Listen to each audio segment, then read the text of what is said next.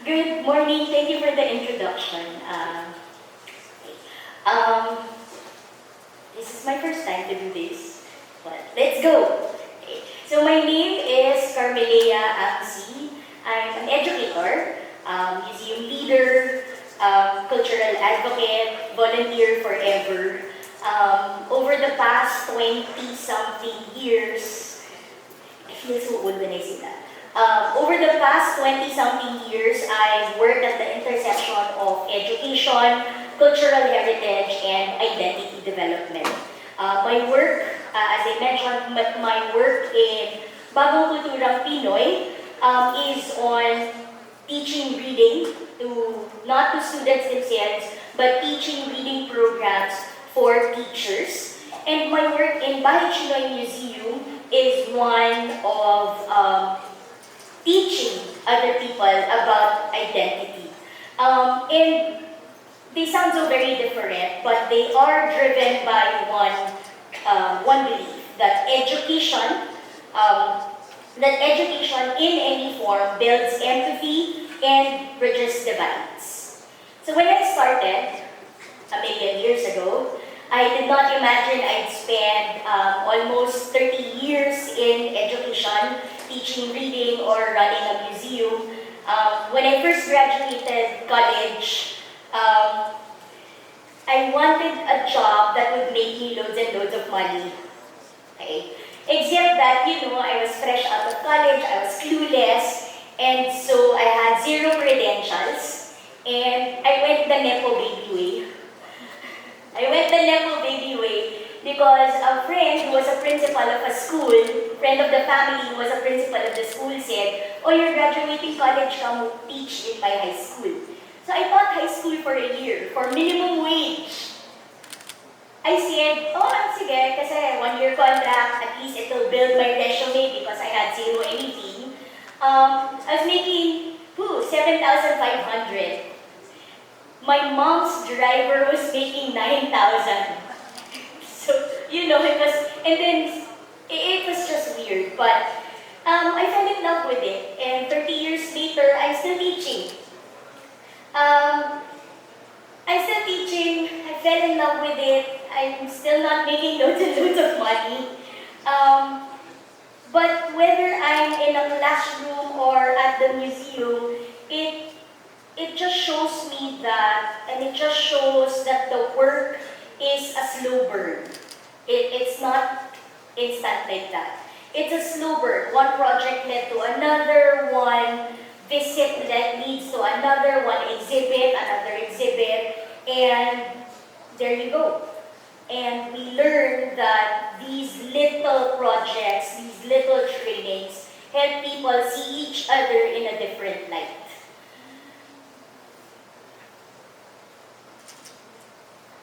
Did it move?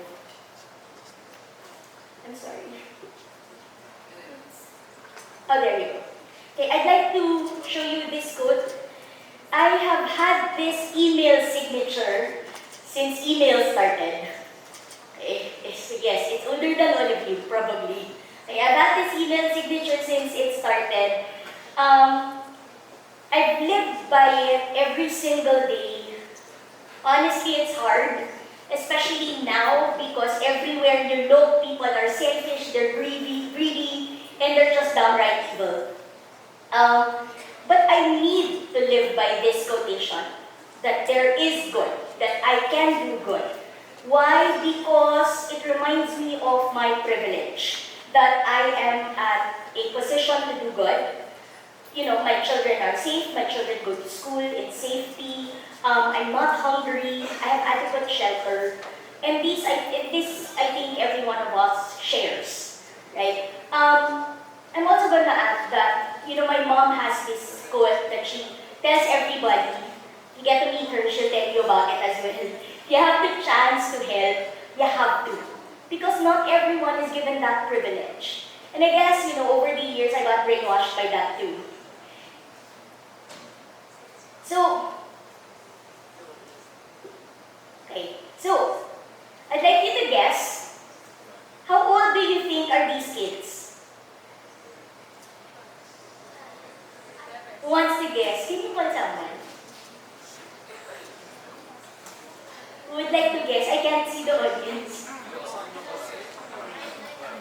So, who wants to guess the ages of these students right here? You can call your friend. Meron dito, Matthew. Tuturuan na kayo dun. Okay, sige. How old or what grade? Guess lang naman, guess. Yung isa po, yung nasa left, 13. Then yung nasa right, parang 12. Okay, pretty average. Thank you. So, what they're holding up, they're holding up a piece of paper. What the words written there are whispered, troubled, and announced.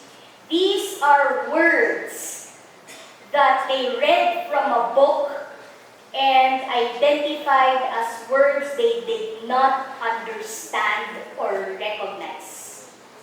These are grade 7 children from a public high school 10, maybe more than 10 years ago, and we had them read this book. If some of you are familiar with this, Curious George is a book for preschool children, and this is the book these are the books that the class of grade 7 students read, and they were asked to identify 3 words they could not understand or recognize. So, we've known this for a long, long time. We have a reading crisis. We have had a reading crisis, 50 years since. Okay? But this was the time when it kind of stared us in the face that children cannot read. And our team of volunteers just kept going and going. But from this, what I did was to help our organization, the one that your host mentioned, Bagong Kulturang Pinoy. I created a reading program, not created, I cobbled together a reading program to train teachers how to teach struggling readers. So this is a photo of a teacher trying to use one of our programs live. After a training, we do a workshop with them. The victories are very small. And sometimes it's invisible. You can't really see it until maybe 4 or 5 years down the line. You know, we leave a training program with teachers just with the knowledge that they have new ammunition to use in their classrooms. And then cross our fingers, hope for the best, because we're volunteers and we can't visit them every single time and ask them how they are. No, it's easier now with social media, but back then, you can't really just call them and say, oh, are you using the program that we gave you training on? No, it was difficult. So, when I was, sorry, it changed. Okay. So, the cross between my work in teacher training made me realize that it was actually very similar to my work in the museum. It sounds so different, cultural work and literacy training. But then I realized that it was all about helping people find a sense of belonging.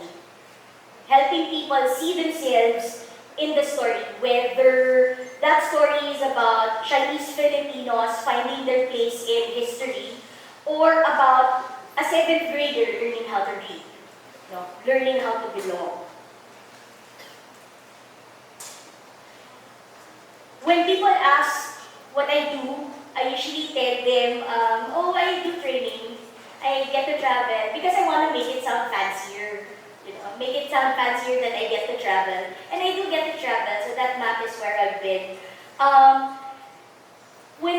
Because when I say, oh, I do teacher training, it sounds so boring.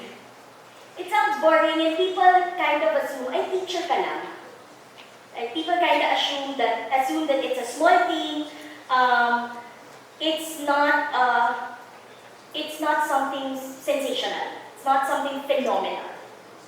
But when I step into classrooms, into public school systems in the summer, no AC, and then the classroom is a direct hit for 1 p.m. sun, as in I'm doing training right in the sun, and we're like bread being baked in an oven.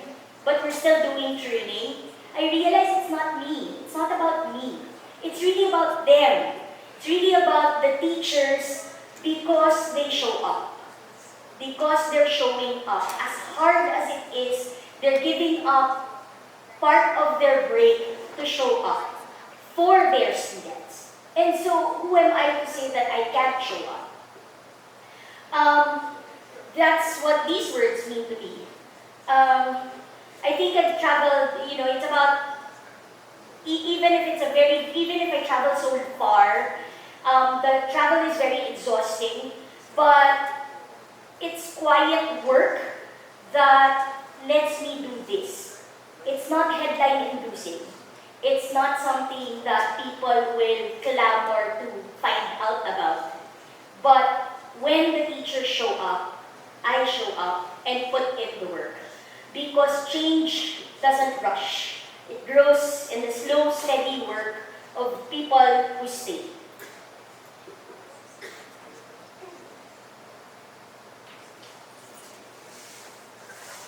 that moving? Oops. There. So, reading isn't just about letters on a page. It's about understanding the story of who we are, of what we are part of. And so I moved to now my work in Bahay Chinoy, helping people see themselves in the story of the country. It means helping people, it means for me to help people stay connected with the story of the Philippines, to where we come from, and to the stories that built us, the stories of our parents and our grandparents and I guess for you, great-grandparents. Okay? Because their stories are what made us who we are right now. Okay? At the museum, we tell the story of the Chinese Filipinos. And this is a story that's not even in history books. We're not even a footnote. Or we're reduced to stereotypes. We remind people that being Filipino isn't about blood or surname. The stereotypes are myriad. You're familiar with them. You're rich, you're a business person, or now you're pogo. Okay? But it's not about that. It's still about belonging. Having our visitors and our audiences find out who we are, because we are here to stay to help this nation grow. So we know that education doesn't only happen in classrooms. It happens in every space where people begin to see ourselves differently. And also a space where we see how we are so much alike. Okay. We realized that in the museum, when we started, we realized that Filipinos didn't really know, or the population didn't really know what we're all about. All of those stereotypes and all that. And that's always a moment of pressure for Chinese Filipinos, whether they realize it or not. It's pressure. Because how do you convince an entire population that we belong? How do you make a community visible when throughout history we're not there? We're not even a footnote. And so every time somebody asks us, are you Chinese? Are you Filipino?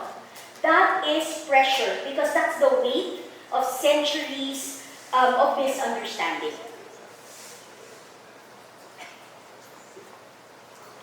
And so we work in the museum. We curate exhibitions, document stories, gather photographs, and build programs that help our audiences understand that our stories have always been intertwined. This is, the museum is a bridge of understanding, of belonging. This is where perseverance meets purpose. Through our work at the museum and at CAISA, the impact is now quite tangible. Okay? When you look at popular media, they now use the word Chinoy. Regardless of spelling, it's the same word. Right? It's an invented word. We created that word. Kaisa created the word Chinoy in 1992. Okay? So, that's very, very tangible evidence that we are now seeing. And we're saying, okay, the work is there, the work has produced some result, but it's not yet done. So now, when people ask me, what do you do? I still say that I'm a teacher.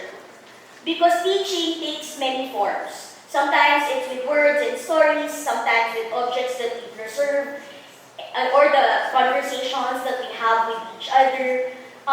Because whether it's through reading lessons or reading histories, it's really about helping people see themselves, where they are in this country, and who they are, and what their function is. And to remind them that they always have a place in this country. Oops. So I leave you with this. Oh, it did not get corrected. I leave you with this. This is the year one, the picture is a year one report of the Second Educational Commission on Education, Congressional Commission on Education, entitled Miseducation, the Failed System of Philippine Education. I'm reminded that the challenges are real and the gaps are deep. But what I want you to take away, I hope, is that the future doesn't belong to the problems. It belongs to the people who are willing to do the work. I know it sounds very tropey, and a lot of people have said it. But the thing is, people say it all the time because it's real and it's true. You have, a lot of you here have the option, have the privilege of choosing where to go and what to do. But the challenge is maybe the braver challenge would be to choose to stay. Whether it's in teaching, preserving stories, creating communities, or just asking the right questions, every small effort ripples. It has a ripple. We cannot fix everything all at once. Change is slow, it's steady, sometimes it's invisible, but it's there. It's there, and sometimes you'll have to wait 10 years, 20 years before you see the results. But if enough of us commit, we ignite a supernova of possibility, brilliance born out of pressure, perseverance, and purpose. So when you leave today, I hope you remember that the story of our country is not finished. Okay? This is now your story. It's a long way to go. The floor is yours. Thank you.